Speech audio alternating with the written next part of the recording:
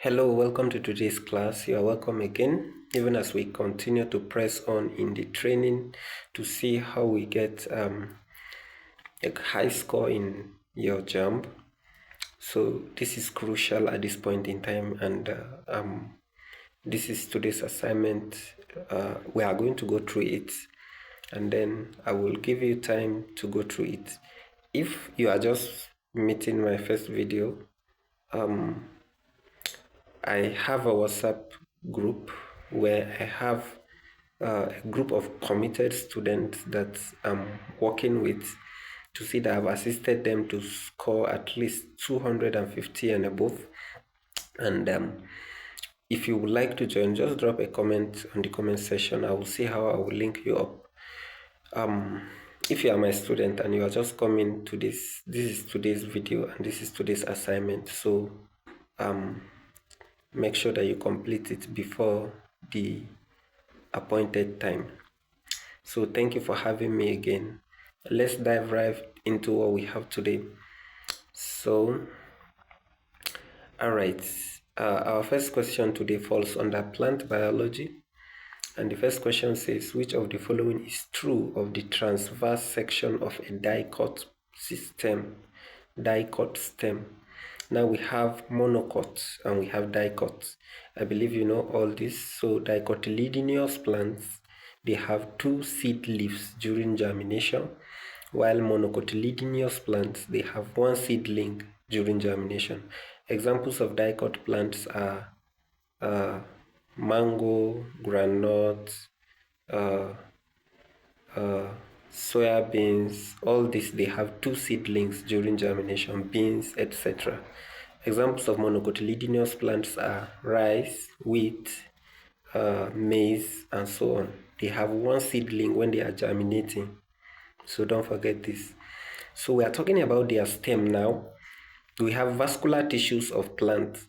So if you cut their stem, there are vascular tissues that are arranged in their stem.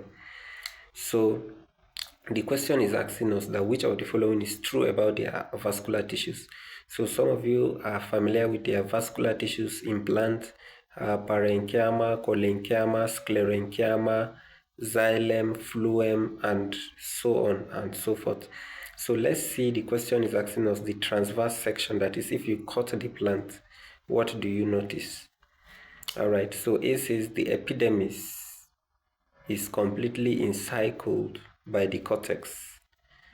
This is not correct. The epidermis is not completely encircled by the cortex. B says the xylem is more interiorly located than the phloem. This is true. Xylem is usually at the center. Yes. While phloem is before the cortex. The cortex is the outer layer. So xylem is at the middle, and xylem is responsible for transport of water and mineral salts. I'm answering one question already. You see, this is how I do my tutorial, and that's how you have an advantage over others. I don't just tell you this A is answer, B is answer. No, I explain some of these things.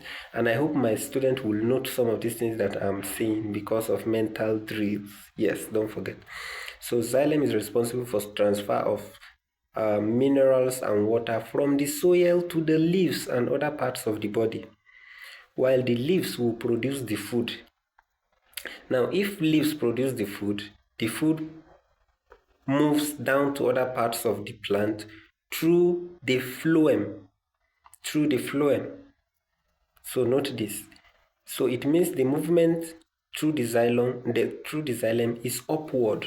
Water and minerals flow upward, while phloem, after the food is processed in the leaves, the food flows down to the roots and other parts of the body. So note, I've seen one question in JAMB just like that. They drew a plant and they drew arrow up and down. They say which one is the correct representation of the movement of substances through the xylem and the phloem. You have to know this, very important.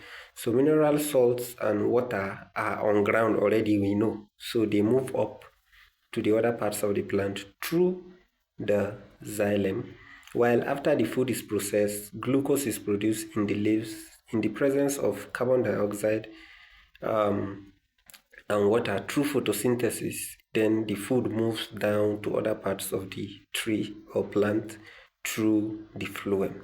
I think this explanation is well enough. So let's move to the next question.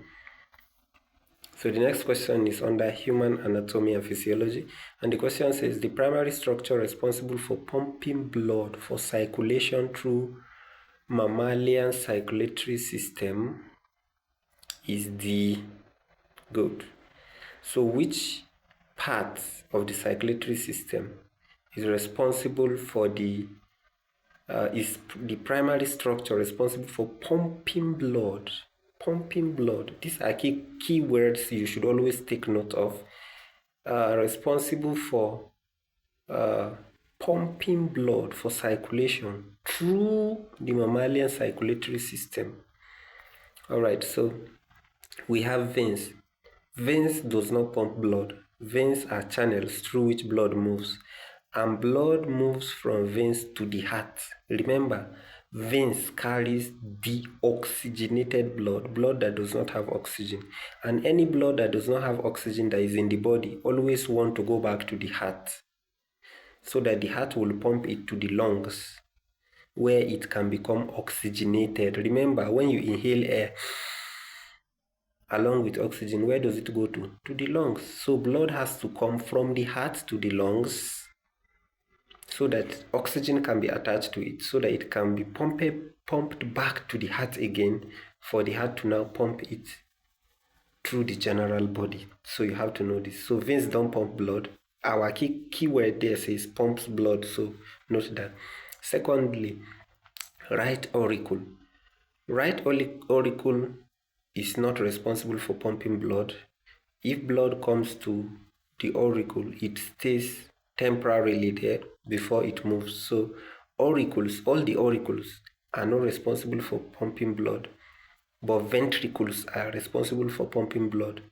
Now we have two ventricles. I'm talking about the heart now. I hope you know these things.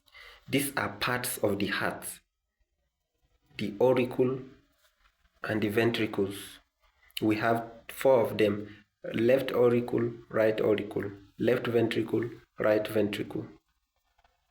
So the auricles don't pump blood. It's the ventricles that pump blood. Now I'll tell you how each of them pumps blood.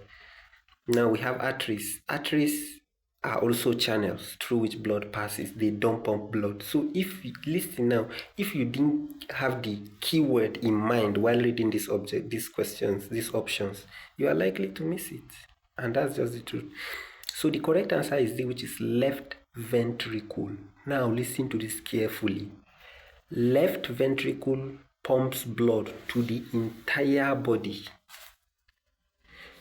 but right ventricle pumps blood to the lungs alone. To the lungs alone. So what this means is that right ventricle pumps blood that has no oxygen to the lungs, so that the lungs can put oxygen there, because that's where air is. That's where the air you inhale goes right directly into. I hope this is clear. Note this. We have two ventricles, the right and the left. The left ventricle is involved in system circulation, that is, the circulation of blood, the pumping of blood throughout the body. While the left ventricle, the right ventricle is responsible for pulmonary circulation, that is, the circulation from the heart to the lungs. Hey, I have said something now. I hope you get that. Don't be confused. We have two types of circulation: system circulation and pulmonary circulation. System circulation, from that word, is just English. System, the entire system. And so is the left ventricle that is responsible for pumping the blood for the system circulation. But for pulmonary circulation, we have the right ventricle, which means the right ventricle is responsible for pulmonary circulation, that is, pumping blood from the heart to the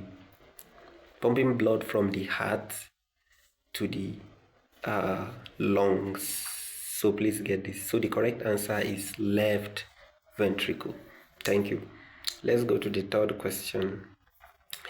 The third question, which is similar to the second, said circulation of blood to all parts of the body except lungs is through. Can you see something that I've seen? This question looks similar to the previous one we've answered. Do you see it now? I've already explained this. So I believe you can explain why the correct answer is systemic circulation. Yes. So we are talking now about the circulation of blood to all parts of the body except lungs. So that's systemic circulation. It's not pulmonary circulation. I hope this is clear. I say systemic circulation involves the movement of blood to the entire body system. But pulmonary is between heart and lung, and is the right ventricle that is responsible for pumping to the lungs, while the left ventricle is responsible for pumping to the entire body. Get that, please. Thank you. Let's quickly move to the next question then. All right, so question 4. The outer layer of the kidney, where the Bowman's capsule are found, is the so you have done the structure of kidney, I believe. So the outer part is what is referred to as cortex. Cortex. That's where the Bowman's capsules are located. So these are parts of a kidney, and you have to know. So Bowman's capsules are located in the renal cortex, where filtration of blood occurs. So the next question comes under reproduction and development. So let's get these questions. So that's question 5 says, in male reproductive system of a mammal, sperm is stored in the vas deferens, urethra, epididymis, and seminiferous tubules. Yes, sperm that has been produced. Now note that all these parts are parts of the male reproductive organ, specifically around the testes. So, but where particularly are sperm stored? So the correct answer is epididymis. Epididymis. That's where sperm is stored. And it is passed through the urethra. We have urethra and we have urethra. The two are different. One carries urine, one carries sperm. Good. Let's go to question 6. So the next question says, the barrier between maternal and fetal blood is the... So what's the barrier between maternal and the baby, the fetus? So the correct answer is the placenta. Here we have liver, here we have umbilical cord, and we have uterine wall. Now understand that liver is completely out of the game here, but umbilical cord, and uterine wall. Uterine wall means the wall of the uterus are a bit connected. So you have to be careful so that you can pick the correct answer. So the correct answer is the placenta, is what connects the baby and the mother. All right. And it allows the passage of nutrients, gas, and other stuff, waste products. So let's look at the next question. The next question now is on the ecology and environmental biology. And question 7 says, a food chain always begins with a... Yes, we know our food chain. We know our food web. So a food chain has a producer, primary consumer, some say decomposer. Okay, yeah, that's the end. even though it's a cycle, because if biological materials get decomposed, plant also absorb those nutrients and grow again. So that's the food chain. Producers are the first in the food chain. Producers are the first in the food chain. So which are what? Plants. They are plants. Plants are producers. So please note that I have attached explanatory notes there, and I'll drop it later in the group. This document, please remind me in case I don't. All right. Question 8. Question 8 says, low annual rainfall, sparse vegetation, high diurnal temperatures, and cold nights are characteristic features of the A.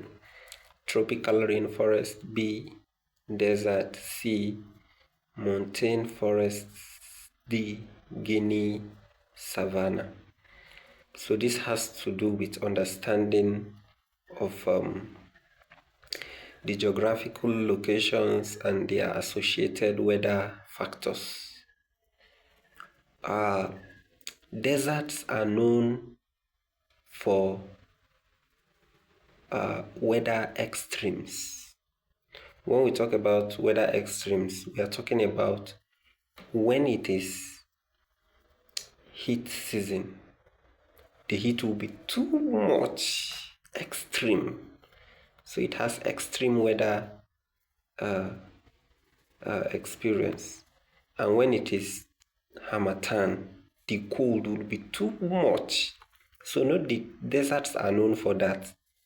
They have extreme weather conditions. If you can just remember this, I'm comfortable with this. I hope you are listening carefully.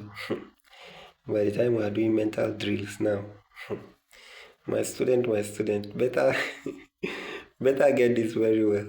All right, so thank you. So deserts have extreme temperature variations and low water availability, leading to sparse vegetation. So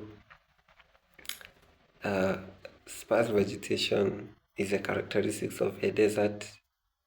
High diurnal temperatures and cold nights are characteristic features of a desert. All right, so let's go to the next question. All right, we have question 9, which says the vector of yellow fever is A. Aedes mosquito, B. Anopheles mosquito, C. Tsetse fly, and D. Black fly. Please, what is a vector? Don't forget this. Don't underrate it. A vector is an organism that carries pathogens. Pathogen means microbes that causes disease, like virus, bacteria, and parasites. All right, we say mosquito transmit malaria. Malaria is a parasite.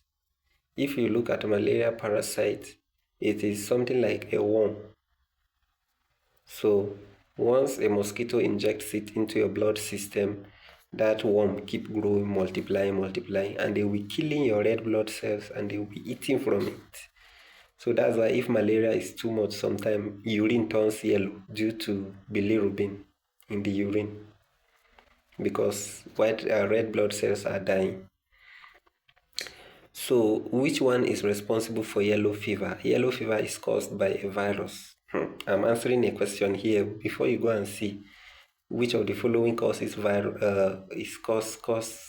of the following pathogen cause yellow fever? A. Virus, B. Bacteria, C. Fungi, D. Parasite. All right, mental drills are coming. All right, so make sure that you are getting even all this side explanation. I'm answering some JAMB questions already. So the correct answer is Aedes mosquito. Anopheles mosquito, female Anopheles mosquito is responsible for malaria, but Aedes mosquito causes yellow fever.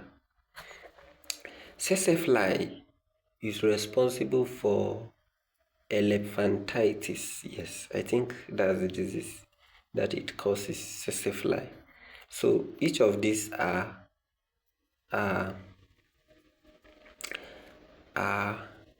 vectors. They are vectors. They are vectors. Cockroach is a vector of Mycobacterium lepra. Yes. The pathogen that is responsible for causing leprosy. These days, not quite long, I saw someone playing with cockroach. I say, yeah. Some of us don't know. You don't know. So it's the carrier of leprosy pathogen. So we should be careful with them and don't allow them in our kitchens and our houses. All right, so let's go to the next question, which is the last question 10.